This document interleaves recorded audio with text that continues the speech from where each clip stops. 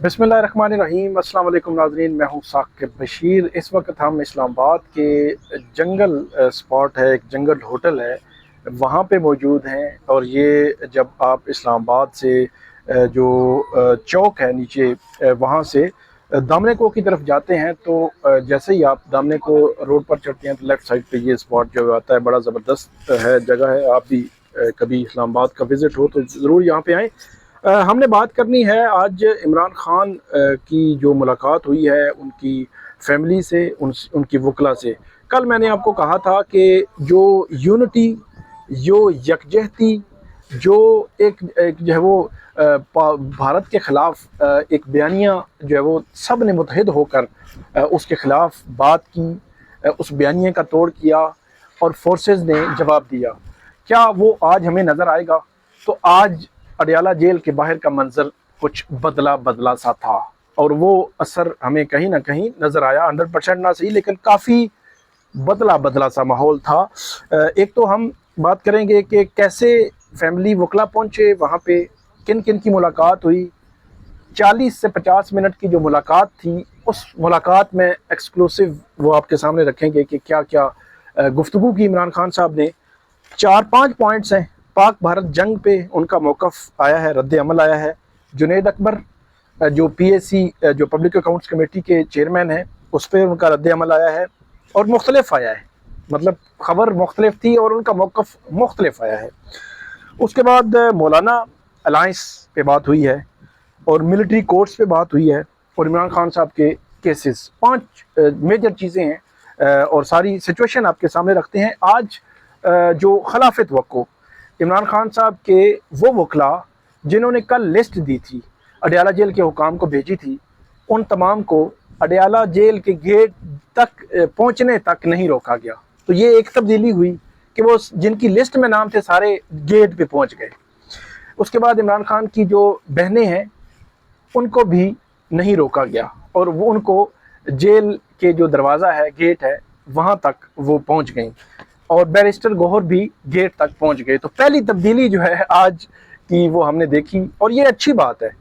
जो हुकूमत है, जो एग्जेक्टिव है, जो पंजाब हुकूमत है, जेल हुकाम है, जो इदारे हैं, सबको एक अच्छा जस्चर जो है वो देना चाहिए था और उन्होंने दिया है। मेरे ख्याल में ये अच्छा जस्चर है कि अलीमा खान जिनकी मुलाकात 20 मार्च को आखिरी मुलाकात हुई थी, तो अब 20 मई आने को था, तो उनकी आज जो है वो 13 मई को मुलाकात हो गई है। तो ये एक अच्छी बात है कि इमरान खान साहब से अलीमा खान की मुलाकात हुई है, बाकी बहनों की भी हो गई है।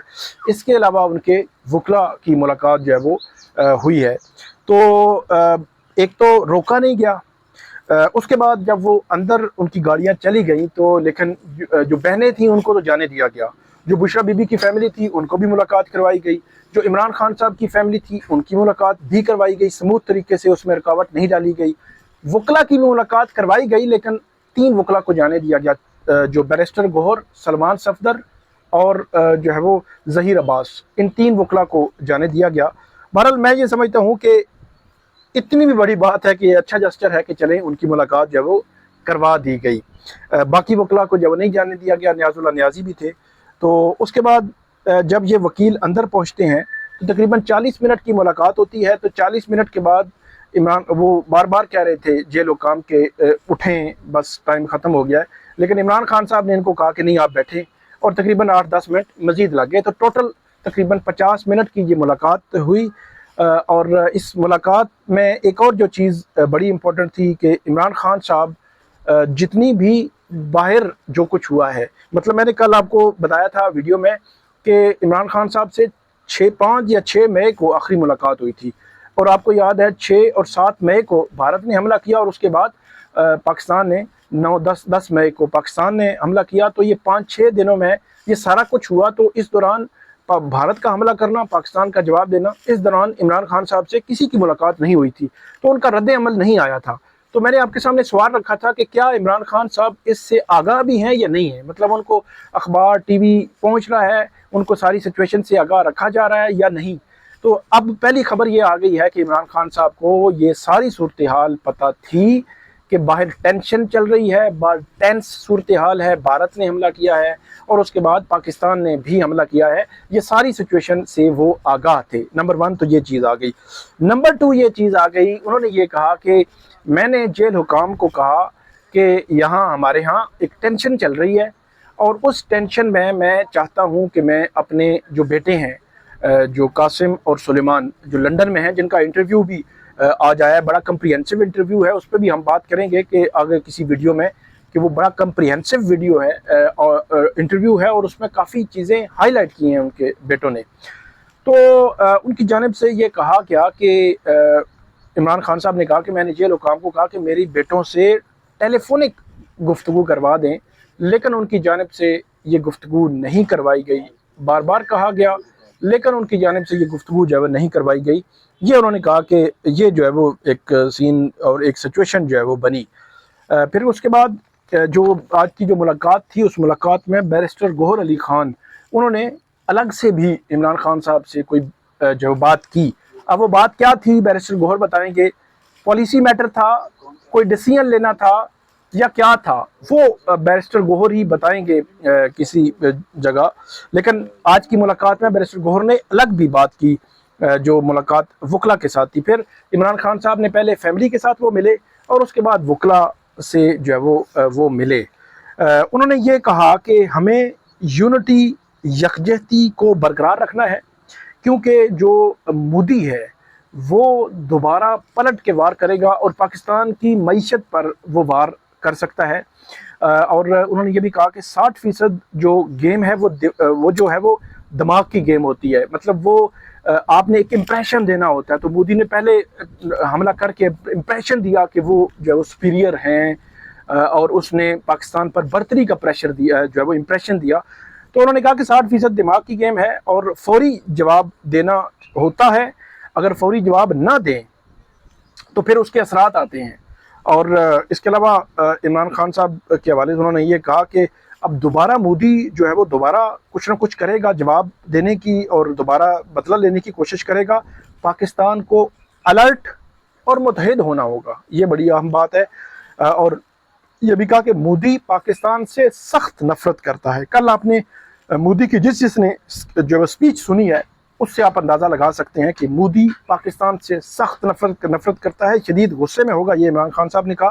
وہ برداشت نہیں کرے گا، وہ پاکستان کی اکانومی پر اٹیک کرے گا، وہ فالس فلیگ آپریشن بھی کر سکتا ہے، یہ انہوں نے کہا۔ اور انہوں نے بار بار یہ کہا کہ ایک پیج پر ایک جگہ پہ ہمیں ہونا ہوگا اور ہمیں بطور قوم یونٹی دکھانی ہوگی، یہ کہا عمران خان صاحب نے۔ اور یہ بھی کہا کہ اس کے بعد یہ ساری بات انہوں نے کی کہ جو اس حوالے سے جو پاک بھارت جنگ کے تناظر میں تھی، پھر یہ بھی کہا کہ جو سرمایہ کاری کے حوالے سے انہوں نے کہا کہ سرمایہ کاری ملک میں کم آ رہی ہے، اور یہ کہا کہ ملٹری کورٹس کا جو فیصلہ ہے، تو اگر آپ ملٹری کورٹس لگائیں گے تو سرمایہ کار کیسے آئے گا، جب آپ کا امیج یہ ہوگا کہ آپ اپنے سویلینز کو ہی ملٹری کورٹس میں ڈالیں۔ پھر 26ویں ترمیم کی بھی انہوں نے بات کی کہ 26ویں ترمیم کے اثرات ہیں جو ملٹری کورٹس کا جس طرح فیصلہ آیا ہے، اور یہ بھی بات کی کہ 9 مئی کے جو کیسز ہیں ان میں فوٹیج نہیں ہے، CCTV فوٹیج نہیں ہے، یہ بات بھی انہوں نے جو ہے وہ کی۔ اس کے بعد عمران خان صاحب نے جو کہا ہے کہ 190 ملین پاؤنڈ کیس کے حوالے سے کہ آپ مطلب اپنے وکلا کو کہا ہے کہ آپ اس حوالے سے میڈیا ٹاک کریں، میڈیا کو بتائیں، لوگوں کو بتائیں کہ کس طرح جو ہے وہ یہ سارا معاملہ ہم پر ڈال دیا گیا ہے جس میں ہمارا کوئی لینا دینا بھی جو ہے وہ نہیں ہے۔ اور اس کے علاوہ عمران خان صاحب کے جتنے کیسز ہیں 9 مئی کے 190 ملین پاؤنڈ کیس، توشہ خانہ، GHQ حملہ کیس، تمام کیسز کے حوالے سے عمران خان صاحب کو اس حوالے سے تفصیلات ان کے سامنے جو ہے وہ رکھی گئیں، اور یہ کہا گیا کہ عمران خان صاحب نے ہائی لائٹ کرنے کا کہا، اور یہ کہا کہ ان کے کیسز کیوں نہیں چل رہے، اس معاملے کو بھی ہائی لائٹ جو ہے وہ کیا جائے، کیوں جو ہے وہ ان کیسز کو روکا گیا ہے، اس معاملے کو بھی جو ہے وہ ہائی لائٹ کیا جائے۔ اس کے علاوہ عمران خان صاحب نے جنید اکبر صاحب کے حوالے سے کہا کہ انہوں نے کہا کہ میں نے کبھی یہ نہیں کہا کہ جو پبلک اکاؤنٹس کمیٹی ہے اس سے جو ہے وہ ان کو الگ کر دیا جائے۔ انہوں نے کہا کہ میں نے یہ کہا اور میری خواہش ہے کہ جو ہماری موومنٹ ہے، جو عمران خان صاحب کی رہائی کی موومنٹ ہے، اس موومنٹ کو بہت ضرورت ہے۔ انہوں نے کہا کہ اب جنید اکبر پر یہ ہے کہ وہ اگر تو جو موومنٹ چلانی ہے یا بطور خیبر پختونخوا کے صدر کے، اور ساتھ وہ پبلک اکاؤنٹس کمیٹی کی چیئرمین شپ بھی رکھ سکتے ہیں، دونوں چلا سکتے ہیں تو وہ چلا لے۔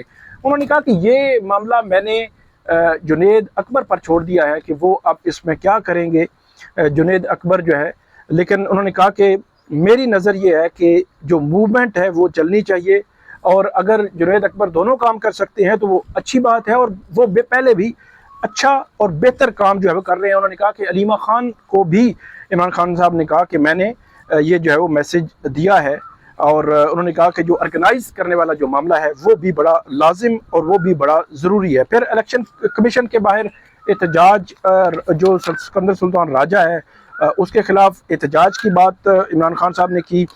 آج کی جو ملاقات تھی اس میں وہ نارمل تھے، جس طرح پہلے ملاقات ہوتی ہے، کوئی ایسی ٹینس سچویشن جو ہے وہ جو بتایا جاتا ہے ذرائع کا، کوئی نہیں تھی۔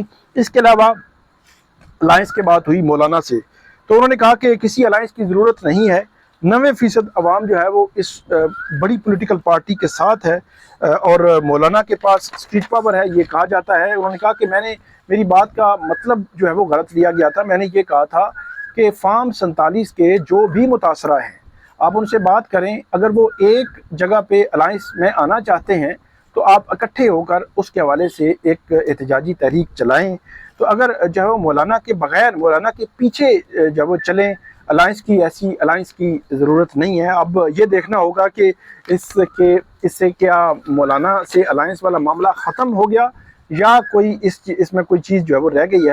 اور یہ کہا گیا ہے عمران خان صاحب کی جانب سے کہ جو فارم 47 کے متاثرین ہیں، جو فارم 47 والی حکومت کے یا الیکشن میں ریگنگ کے، تو ان کو آپ اکٹھا کر کے اس حوالے سے آپ الائنس جو ہے وہ بنا سکتے ہیں۔ تو یہ ملاقاتیں ہوئی ہیں، عمران خان صاحب کی ملاقات فیملی سے، وکلا سے ہوئی ہے، اور پاک بھارت جنگ کے تناظر میں پہلا اور اہم موقف ان کا سامنے آیا ہے، اور انہوں نے یہ کہا ہے، اور یقینی طور پر یہی تقاضا کرتا تھا کہ یونٹی ہونی چاہیے، اتحاد ہونا چاہیے، یکجہتی ہونی چاہیے، اور یکجہتی کا پیغام مودی کو اور بھارت کو جانا چاہیے۔ آپ کو ہم اپڈیٹ کرتے رہیں گے، ہمیں اس ویڈیو پہ فیڈ بیک دیجیے گا۔